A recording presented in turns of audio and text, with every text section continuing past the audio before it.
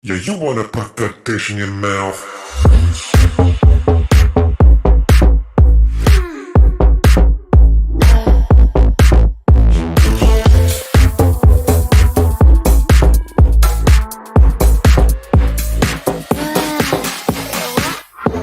Wish you could slide into my mind and make me mine. Push play rewind. Let's whip outside, and so am I. Good afternoon, everybody. I'm Dylan B. Dickerson White. I'm your Mr. Trans USA 2022. I'm here this afternoon with our Miss Trans Massachusetts 2023 to do our pre-sashing, post-sashing interview, depending on when it's scheduled. And we're going to learn about some of the issues that she's been working on in her community, a little bit about her, and just kind of get to know her. And this time I want to bring her in and have her introduce herself to you guys.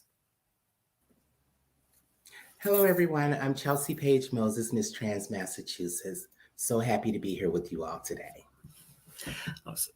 So I know that people out here have seen you being very visible out in social media world, going out in the community, and may have seen a lot of things about you that you sent in your bio. So would you be able to tell people that may have read that or may not a little bit about yourself that they may not have read online?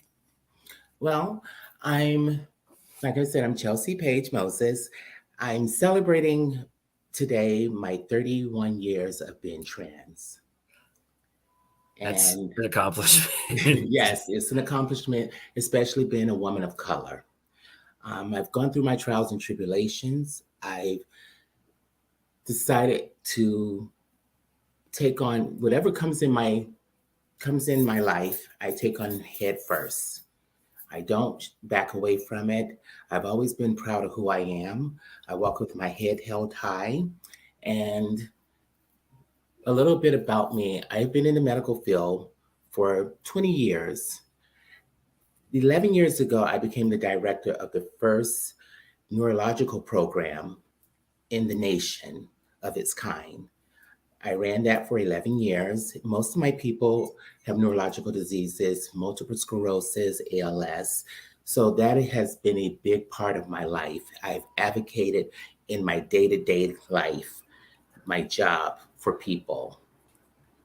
So You're already working on a huge aspect of like being in the healthcare field and as a trans person, just so it's just compounded, I think. And I think that maybe if you speak to like how it's been working in the healthcare field throughout your transition, because I'm sure it was very different in the beginning than it is now.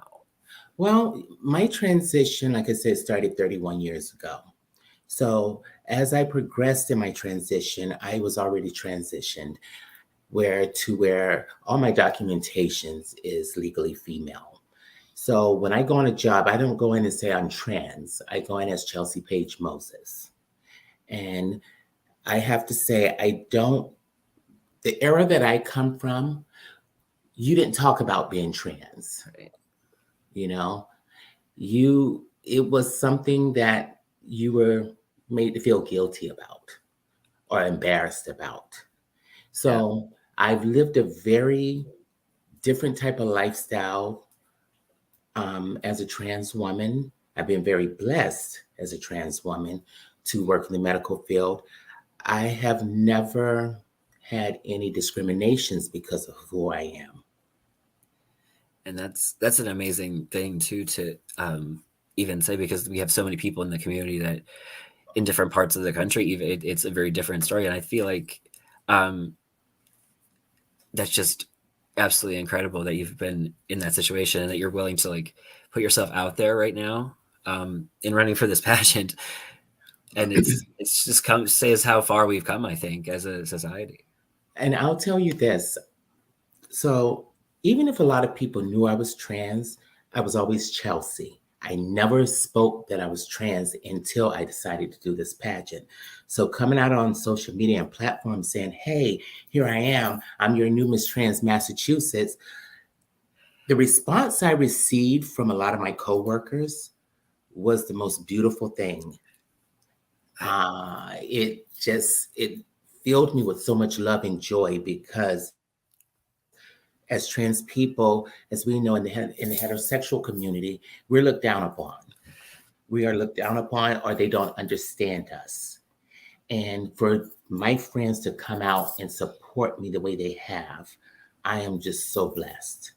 That and that's I think that's one of the first messages that you had sent, and I was reading, and I was just coming to tears because just your story of saying it's been over 30 years, and for you to in your job, like that's putting yourself out there in this title, like to do that. So I have to ask, what was the thing that made you want to do it? Trans USA. What's the thing that pushed you there? I've been following this pageant since Brazil, then Candy Stratton, and it just symbolized me. I'm not an entertainer. Right. I can entertain. Everyone's not an entertainer. Right. And we know in the drag world, it's more about being an entertainer. And I just felt like people like me who have the everyday, ordinary lifestyle, that, hey, there's a pageant. There's a pageant with so much power behind it. I feel like being an advocate for the community, in which I'm already an advocate in my day-to-day life for the people that I work for and I fight for. And I just felt like it was time for me to come out of my shell and say, hey, I'm trans. I'm ready to do this. And, I'm about to celebrate. When I do this pageant, I'll be 50 years old. Cool. Yes. So today's my 31st birthday as Chelsea. And then my actual birthday is in March, which I'll be 50. And I have been blessed in those 50 years. And I want to share to the little girl who works at Burger King or Dunkin' Donuts who don't think she could be a beauty queen, that she can do it. I want to give her the words of encouragement to let her know, hold your head up high. You are somebody. Love thyself. Because if you love yourself, you can go anywhere in the world. And everyone is not religious. And I respect each individual who lives their life when it comes to religion or not religion. But with me, I walk with God. And because without him, I would not be sitting here in front of you as Miss Trans Massachusetts, vying to be Miss Trans USA. I'm kind of speechless. And then not many people do that with me, but you've hit the nail on the head with so many people out there and what we're doing and why. Because a lot of people, when they see the community, they'll see that and they think of trans people, they're just like, oh, they'll think drag performers, nightlife. Then when you're growing up in that environment, you don't see those role models, or we didn't at least. No, you didn't see people out there just, who maybe had 9 to 5 every day sort of jobs and just going out there and doing that. And I think I saw a meme recently that said the trans agenda is an average life expectancy. And wow, look at me. Look at me. And I'm a woman of color, and we know in the trans community, women of color, our lives are cut very short. But I want to be that voice for those girls who don't think they have an outlet. I'm not going to sit here and preach that, oh, my life has been peaches, because it hasn't. I've been through like I said, I've had my trials and tribulations. I've lived just about every lifestyle of a trans woman, except being homeless on the street. And I don't have any regrets for anything I've done in my life, because everything in life is a stepping stone. And you have to learn from one stone to the next stone. And I've taken that in my life. And, I've been down some dark alleys. I'm going to be honest, because I'm a very honest person. I've been down some dark alleys. There are days that I didn't think I would be sitting here. And I tell people all the time, Chelsea saved my life. If I didn't become who I was 31 years ago, I wouldn't be sitting here today. And I know that for a fact. And that's another huge part. And I just want to, again, congratulations today on that celebration, that coming to that point in your life, and 31, like you've made it past that mark. And I'm going to say, I hope that I get to make it to that point someday. You will make it to that point. You have such a great heart. You have such a great heart. And what you've done for this community and for this system has been outstanding. And so I want to say thank you to you for taking your platform and giving us the next stepping stone, as I said. Oh, You know, that's you are definitely leaving a legacy. that's You're leaving a legacy, and anyone who's coming behind you. And I say, don't fill someone else's shoes, fill your own shoes. I mean, I have small feet. It's gonna be very easy.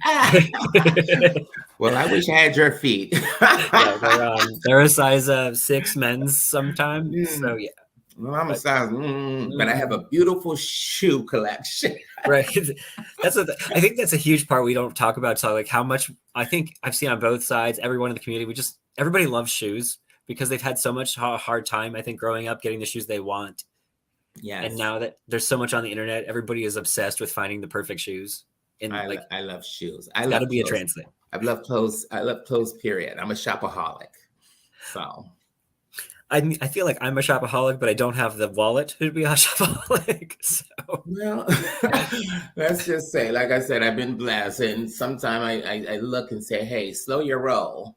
I'm one of those people. If I go out, I've got to buy something. I don't care if it's a pack of bubble gum. Yeah, like just feeling like there's like a quest. You're on a quest of some sort, and you have to complete with something. So that was sorry, being a little silly because That's okay. Not everything in our lives is like very serious, and I think that's something that is part of this too.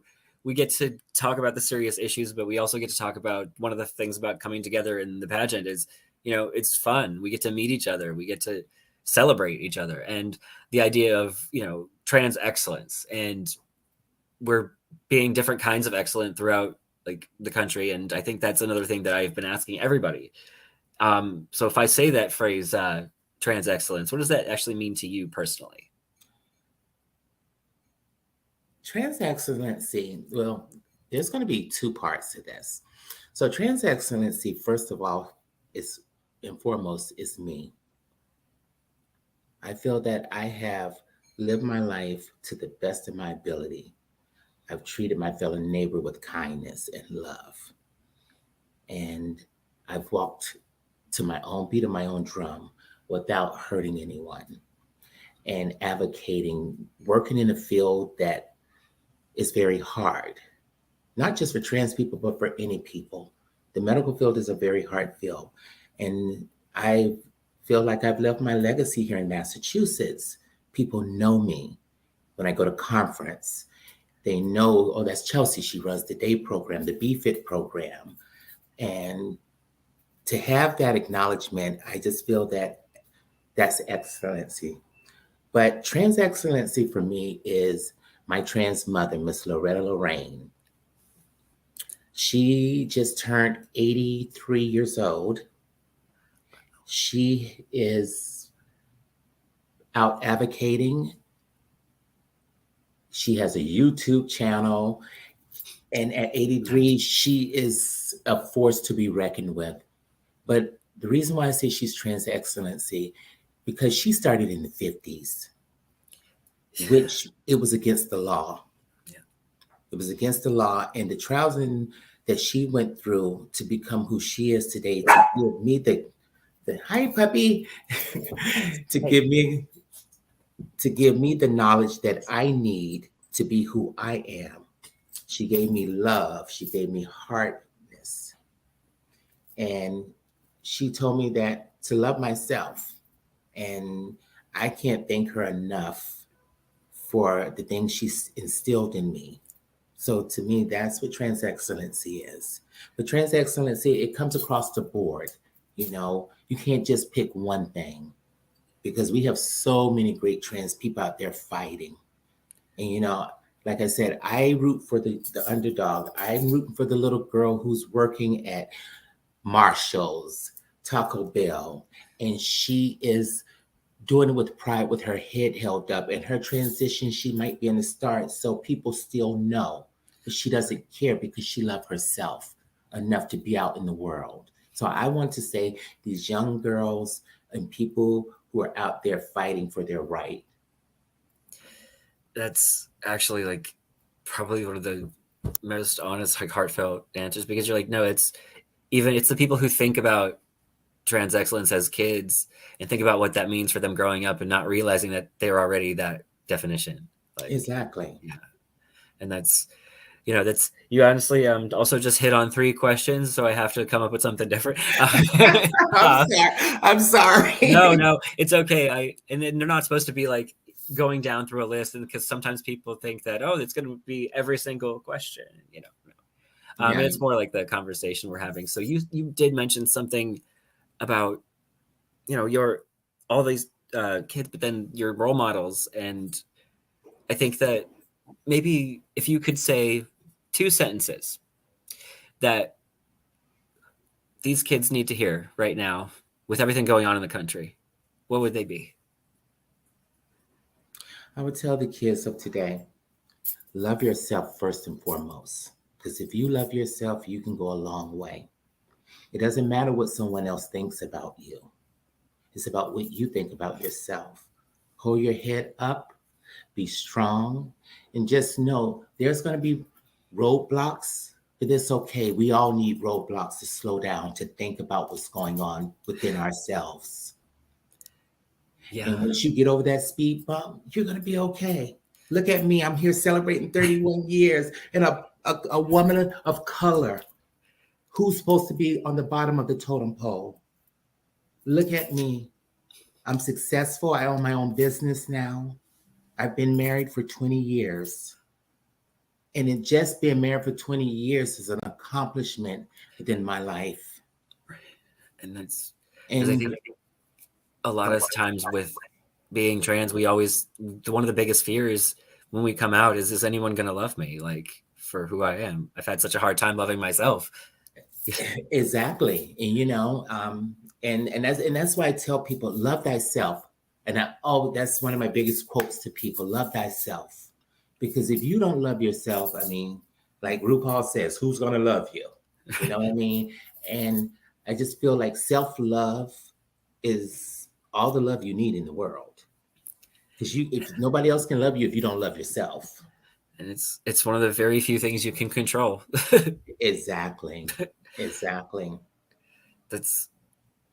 I'd have to ask, like, what ways do you find in your daily life to love yourself, even if it's a small way? Well, like I told you, I'm a shopaholic. I like to go out and buy something every day.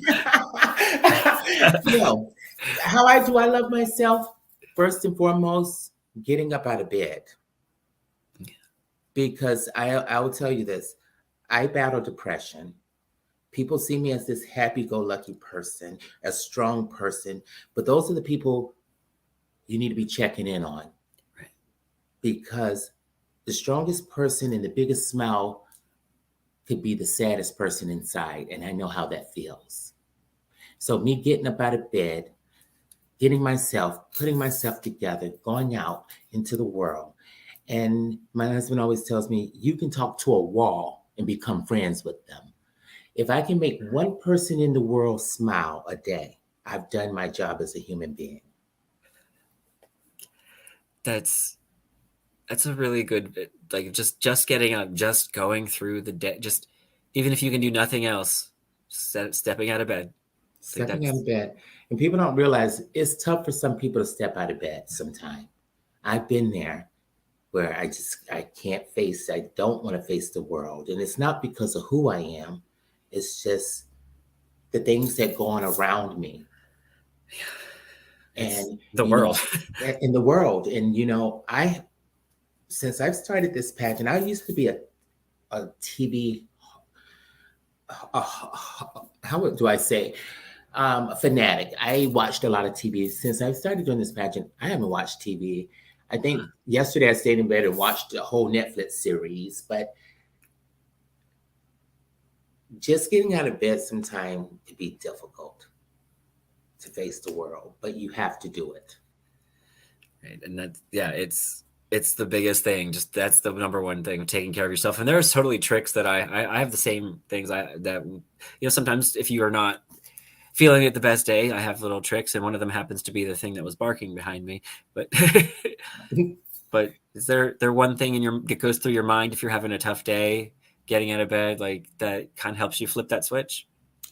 It does, and I think working with the population of people that I work with who are in wheelchairs, a lot of these people had normal what we would call a normal life. And then one day they were diagnosed, and basically their whole body was taken from them. And I think about them all the time and say, you have to get up. They need you. And I even tell them when they get down on themselves, I said, you got 1 minute. And then I tell them, there's always someone who has it 10 times worse than you. So as long as God gives you life, you get up and you live that life. It might be a struggle, but you live it. And that's one of the things, like, yeah, you just gotta at some point, and then you can't there. I will say, like, there's not just a just got it. At some point it does hit for each person differently. Like, it does. You know, this is it. This is what we've got. This is what we have. And we're all here trying to do our parts to make it a little less this is it for everyone. But you know, it is what it is. And but I want to go back because I kind of skipped over something when I was saying about watching television. Oh yeah. I stopped watching the news. I had to stop watching the news due to the fact that it gets very depressing. Yeah. No one ever reports on the good things happening. You know, no, they don't, because that doesn't sell. And People, you know, I always say people love to reward bad behavior over good behavior. And even in our community, we do that. And it's time that it stopped. Because when I become Miss Trans USA, what's that first thing? My first thing is to get my promos done. That's the first thing, to get my promos done. And then what I will do is I will set out to have a girl from every state in the United States, even if I have to have people help her. Like the girl who's coming from the Midwest might not have all the fabulous gowns, but guess what? I know a lot of girls in the entertainment field to say, hey, let this girl borrow this gown. Let's help one another. Let's build each other up. Right, because I think that happens a lot where people are like, oh, I don't have all this. There's no way I could win. And then you have to go to explaining to people, like, it's not about that. It's about that trans kid in Oklahoma that needs to see Mr. and Ms. Trans Oklahoma up there. Exactly. Like that's what this is about. I always tell people it's not about the win, it's about the race. Yes. You have such a journey in the race, which I'm finding. As like I said, becoming Miss Trans Massachusetts has opened so many doors for me that I wasn't expecting to open. Right. And the people that are supporting me. So being Miss Trans USA, the same love and the support that I have is the love and support that I want to give to all the children. I love that. It's really the big goal. It's right there in black and white, written down. That's what we do. And you have absolutely the right idea with this. And I think that, we talk about stuff that we want to do, like as title holders, and the things, all the advocacy work we want to do. On a personal, like internal level, though, like what would you say you hope to get out of the experience next fall? If I can change one person to let them know that they're worthy, that's all. I've done my job. It only takes one, even though it takes a village, but it just takes that one to change. And I think that you'd be surprised, because I'm sure you've already done that. You've seen the response you've gotten from people. And I think that when people are so supportive in that way, sometimes it's their way of also saying, I needed this too. Yeah. And, and the thing I keep hearing that is like, oh, Chelsea, you're walking in your truth. I'm so proud of you. And I don't know if you saw the picture I put up today with my story. Yeah. The response, I literally can't even go on the page because I start crying. It's like I said, it's been an emotional morning for me to feel the love of being Chelsea Page Moses. Because sometimes I don't think people love me. I go through that a lot. And I'm going to say this, the love that I haven't received is the same community that I'm running for. And sometimes we as trans people, we always want to be the best. We want to be number one. It doesn't take you to be number one to call and say, hey, I support you. Right. And that's what we need to change in our community. And I want to show the community that we can love one another. We have it hard enough in the world. Why are we hating on each other? The back and forth and sometimes every little thing you see online, like, because it's hard. You can see all the good things in the world, and that one or two things you see could take you down. And I think that I know exactly what you mean with a lot of the community, especially, and I will see even in like the smaller section of the community that's focused on pageants and competition and a lot of cutthroat sort of things you see. And when we take a step back and realizing why we're all doing this in the first place, you know, and how I've even noticed personally how different this environment is, and how for all of us, it's been such a great thing. And I just think you get the right idea. Like, if we can show people how this is supposed to work, working together, I think Exactly. we got that. Exactly. And I think that once you work together, like I said, it takes a village. It takes a village, you know?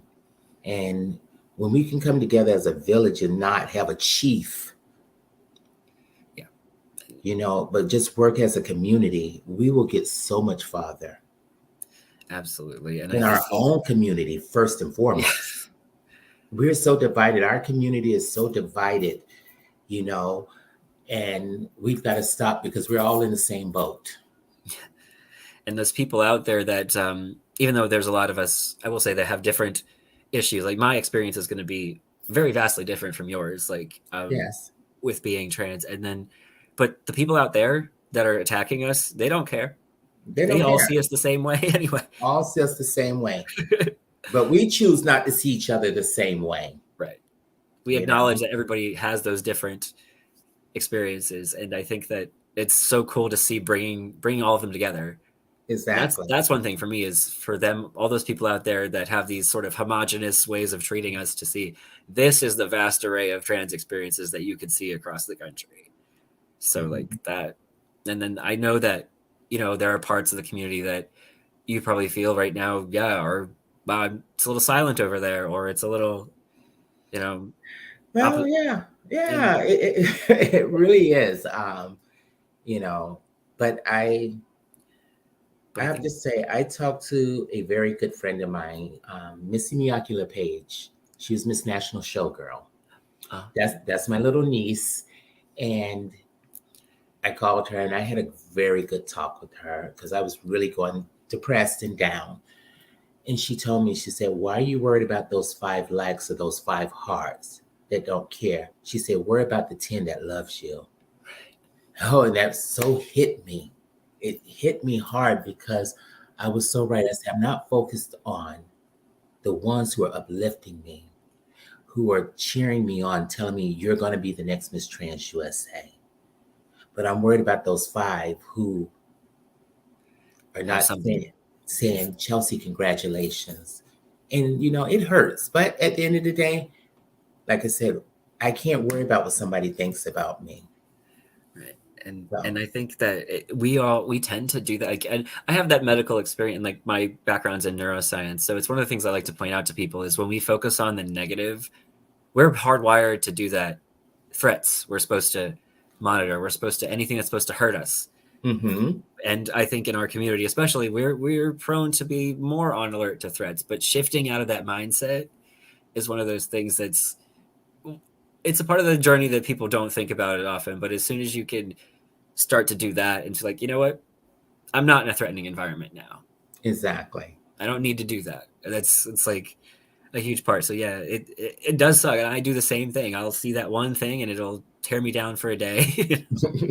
But I'm glad that you've had those people and in your life too, other people we could reach out to, and finding more of them even now.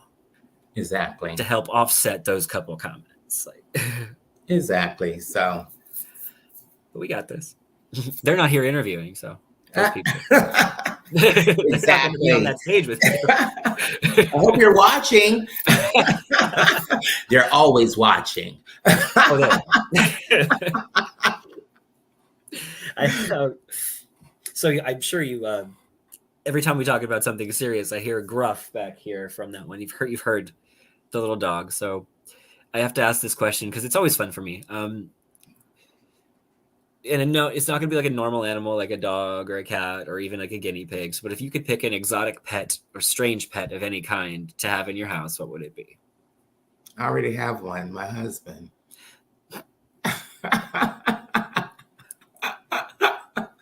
I got nothing. Well, actually, if I can have any exotic pet, I don't think they will fit inside here. It would be a giraffe. oh my God. I think giraffes are beautiful creatures. They're elegant. They move with such grace, and they have fabulous eyelashes. They really do. Yes. Interesting tongues as well, but that's a different conversation. I don't. But no, I think I'm stuck on otters right now. Otters? Yeah. Okay. They're really cute. They're just like little water puppies. Okay. No, if you look it up, seriously, they hold hands in the water to make sure they don't float away. Oh. They take care of one another. Yeah. It's like very cute. And possums, but nobody ever wants to hear how adorable they are. Possums are cute. They look they're strange, but they're cute. They're like that when someone has like an ugly baby, but you don't want to say anything, they're still cute. No baby is ugly. All babies are cute. I was not. It's okay. So I've got a related sort of question, something more fun. If you could automatically be more knowledgeable in any area or be an expert with any skill, what do you think you'd? I would want to speak every language in the world. The key to any relationship is communication. And if you can communicate to anyone and everyone, what a gift that would be. That seriously probably is a really good thing, because then you could have access to so much information too. So much information. The history of all these different places that you wouldn't be able to read. And exactly. That'd be cool. Although I found when talking to some people that even in English, I can't communicate with half the time. So I'm just. Exactly. It does happen. All right, one more fun one and one more serious one. Okay. So this is a question I've also asked several people, because it's not meant to be one of those questions where it's a big life-altering one. It's one of those ones that if I say it's a pet peeve, I mean something that absolutely ridiculous. Nobody would even understand why you care.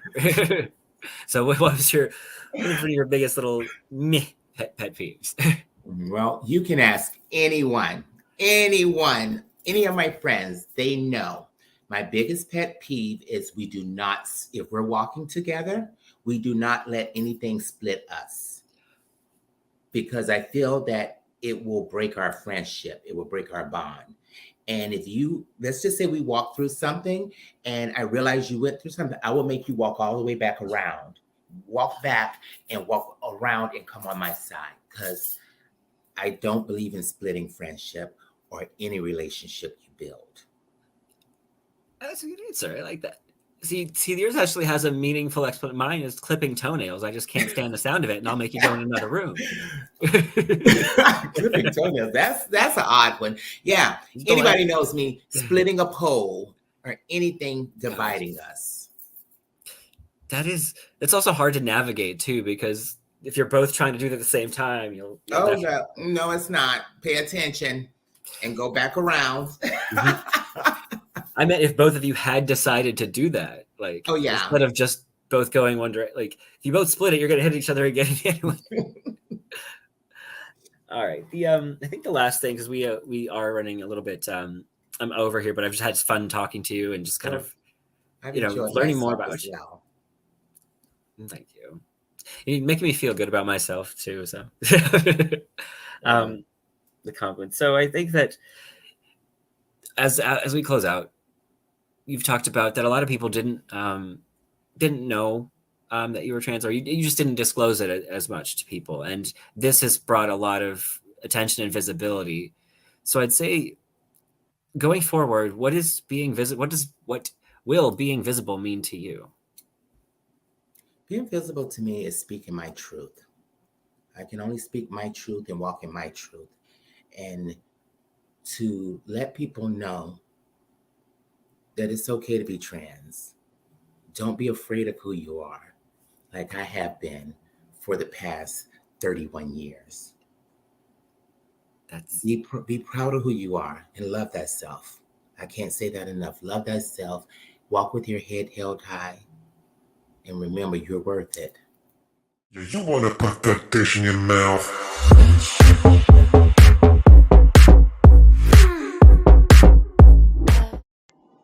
Hello, beautiful people. It's your Miss Trans Massachusetts 2023, Chelsea Page Moses. Dylan, thank you so much for that wonderful interview. It was a pleasure getting to know you as well as letting you get to know me. To the organization, thank you for allowing me to be a part of your class of 2023. It has been an amazing ride so far. The doors that this title has opened up for me has been amazing. I want to start out by saying I don't want this to be a closing statement. I want this to be an open statement. My platform is to be visible for the invisible. I know what it feels like to be invisible in your own community. I want all those people to know that you're loved and you're worthy. Your voice counts. As a business owner, I deal with seniors and disabled people. My platform is based around the LGBT community as well as seniors. My platform is to be visible the way I am in my day-to-day life for my clients, for this organization, to speak up, to be heard, to let people know that they're loved. Leave no one behind. That's my platform. My two organizations that I will be raising money for, one is Seniors on the Move, which is a seniors group for women of color and disabled. The second one is Over the Rainbow, which is a LBGT seniors group from Salem, Massachusetts. This will be my two organizations that I will be raising money for. Senior care and disabled care is a very big part of my life.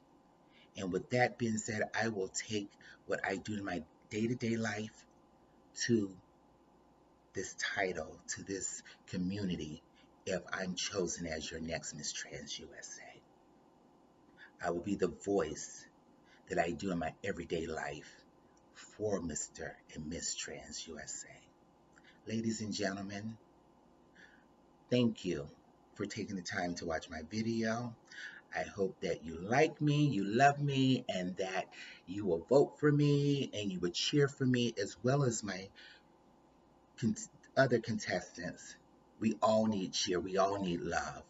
So I want to say thank you. May God bless each and every one of you. And remember, you are worthy. You do matter. God bless you all. Yeah, you wanna put that dish in your mouth.